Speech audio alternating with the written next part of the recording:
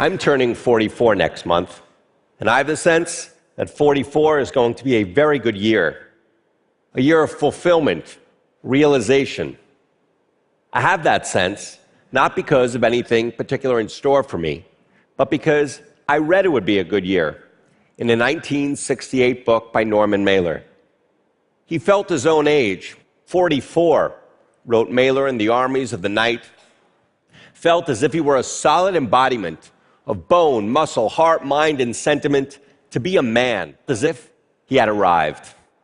Yes, I know Mailer wasn't writing about me, but I also know that he was. For all of us, you, me, the subject of his book, age more or less in step, proceed from birth along the same great sequence, through the wonders and confinements of childhood, the emancipations and frustrations of adolescence, the empowerments and millstones of adulthood, the recognitions and resignations of old age. There are patterns to life, and they are shared. As Thomas Mann wrote, it will happen to me as to them. We don't simply live these patterns. We record them too. We write them down in books where they become narratives that we can then read and recognize. Books tell us who we've been, who we are, who we will be too. So they have for millennia. As James Salter wrote, life passes into pages if it passes into anything. And so 6 years ago, a thought leapt to mind. If life passed into pages, there were somewhere passages written about every age. If I could find them, I could assemble them into a narrative. I could assemble them into a life, a long life, 100-year life, the entirety of that same great sequence through which the luckiest among us pass. I was then 37 years old. An age of discretion, wrote William Trevor. I was prone to meditating on time and age. An illness in the family and later an injury to me had long made clear that growing old could not be assumed. And besides, growing old only postponed the inevitable. Time seeing through what circumstance did not. It was all a bit disheartening. A list, though, would last.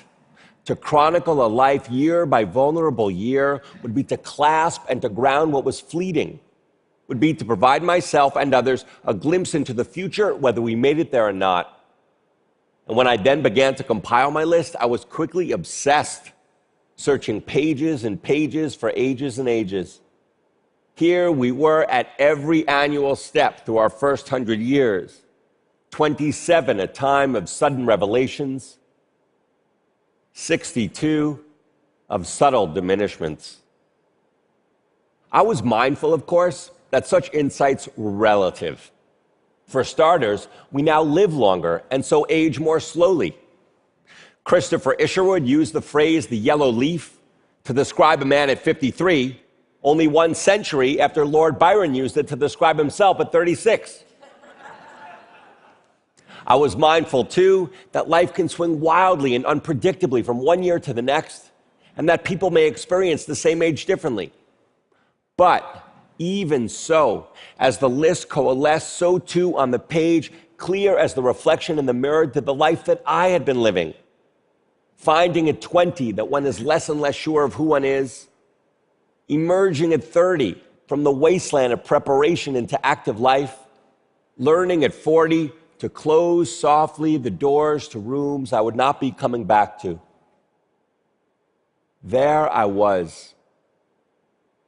Of course, there we all are. Milton Glaser, the great graphic designer whose beautiful visualizations you see here, and who today is 85, all those years a ripening and an apotheosis, wrote Nabokov, noted to me that like art and like color, literature helps us to remember what we've experienced. And indeed, when I shared the list with my grandfather, he nodded in recognition. He was then 95 and soon to die, which, wrote Roberto Bolaño, is the same as never dying. And looking back, he said to me that yes, Proust was right that at 22 we are sure we will not die. Just as a thanatologist named Edwin Schneidman was right that at 90, we are sure we will.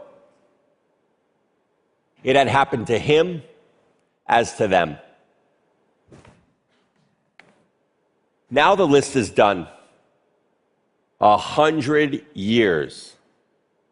And looking back over it, I know that I am not done. I still have my life to live, still have many more pages to pass into. And mindful of Mailer, I await 44. Thank you. Thank you.